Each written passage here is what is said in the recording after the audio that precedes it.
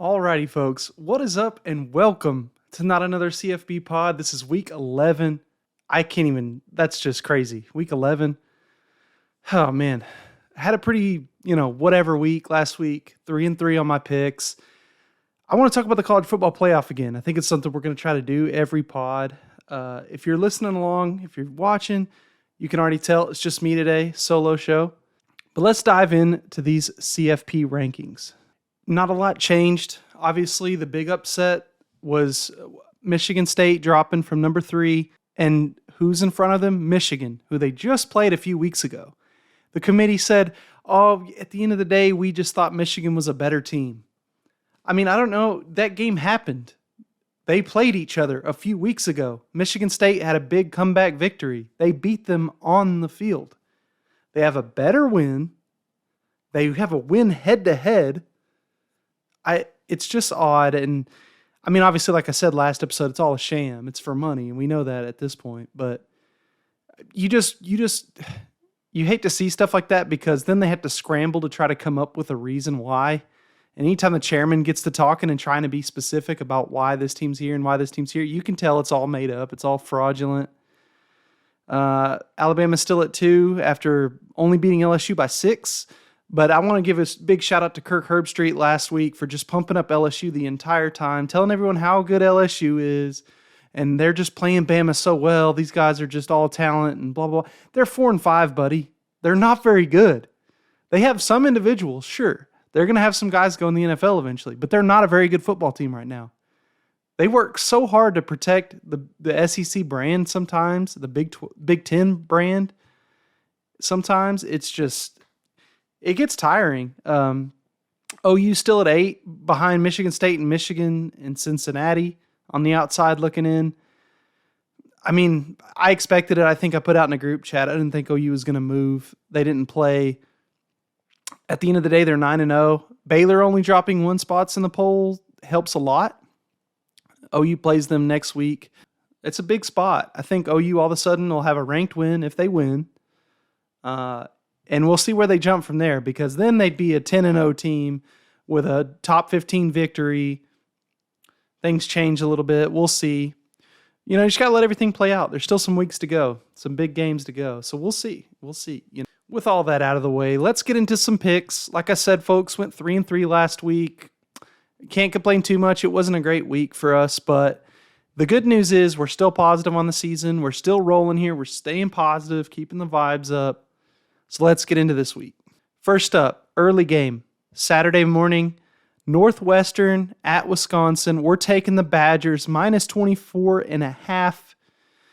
Badgers just have such a big advantage in this game physically. This is a similar write-up as the one I had a couple weeks back, if you guys remember when we had Minnesota over Northwestern in a huge victory for the Golden Gophers. That was easy. I expect something similar here. I don't know how Northwestern scores on this Wisconsin defense. This Wisconsin defense is darn good. Not a lot of people are talking about it. They're rising in the rankings quickly because they are hot right now. I think winners of 6 in a row. You love to see it. I'm not too worried. I think this offense is going to do enough. And like I said, the defense should hold up there into the bargain. We'll take the Wisconsin Badgers, minus 24.5. Next, we go to the Pac-12. This is Utah at Arizona. I'm taking the Utah Utes, minus 24. Arizona's a dumpster fire right now. If you guys remember last week, Utah was one of our picks over Stanford. That one was over in the first half. I expect this one to be a very similar game. We're not giving up that much. Little under 4 touchdowns. It's a solid football number at 24. I think we can start to count on this Utah offense a little bit. Cam Rising playing very well. You guys have heard me talk about him several times on this podcast. They've got a great running back as well in Thomas. I think he had 4 touchdowns last game against Stanford. He's going to do something similar against this outmatched Arizona Wildcat team. This is in Arizona. Not worried about that at all. It's an early game. I believe it's 1 Central, so what is that, 11 West Coast? So early kick on the West Coast. Give me the Utah Utes, the better coach team, to be up and ready for this game over in Tucson. Let's go Utes. Next up, we're going back to the well. The BC Eagles taking on Georgia Tech. BC last week got a big victory at home in a red bandana game over Virginia Tech. That was a pick I was on, didn't give it out on the show, but loved the Eagles with Jerkovich back. He's healthy now. He's playing. He's going to be in this game. This is BC +2 in this case over Georgia Tech. Georgia Tech, what have we seen from them? They've not been that great. 3-6 on the season.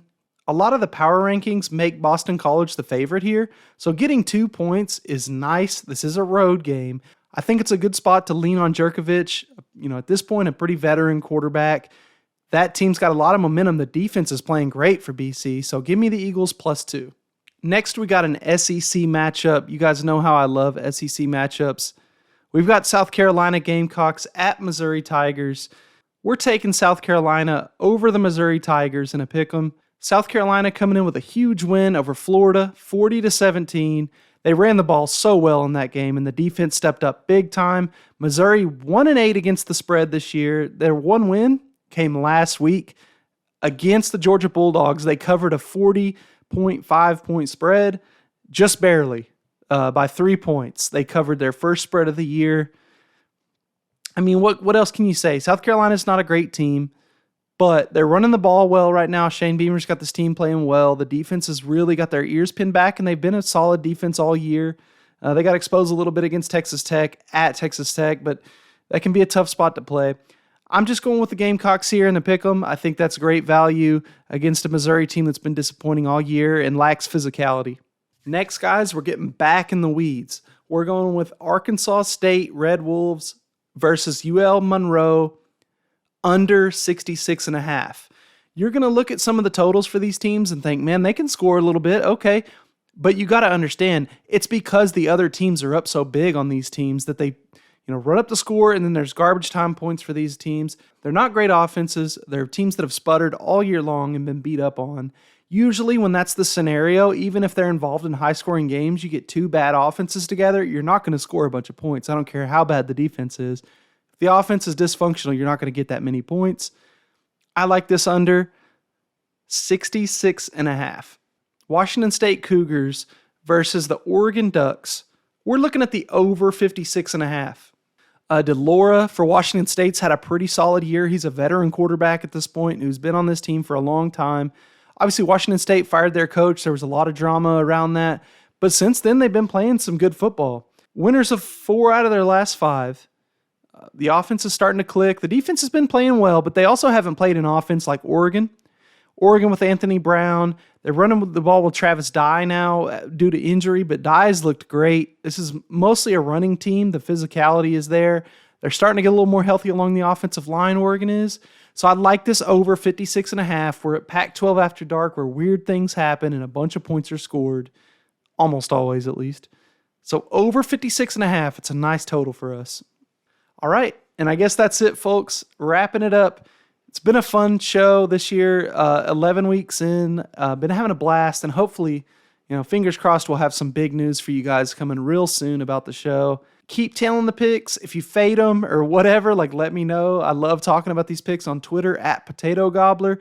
I've been doing a new thing called Midweek Maction. We've been having a bunch of fun, just giving out a couple picks whenever there's a bunch of Mac games on.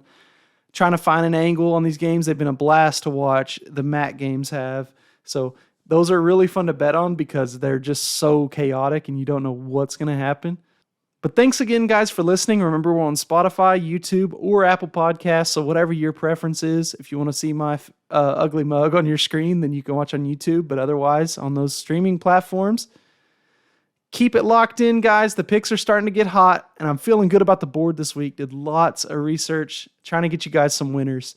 So take it easy, guys. Let's have some fun. Peace.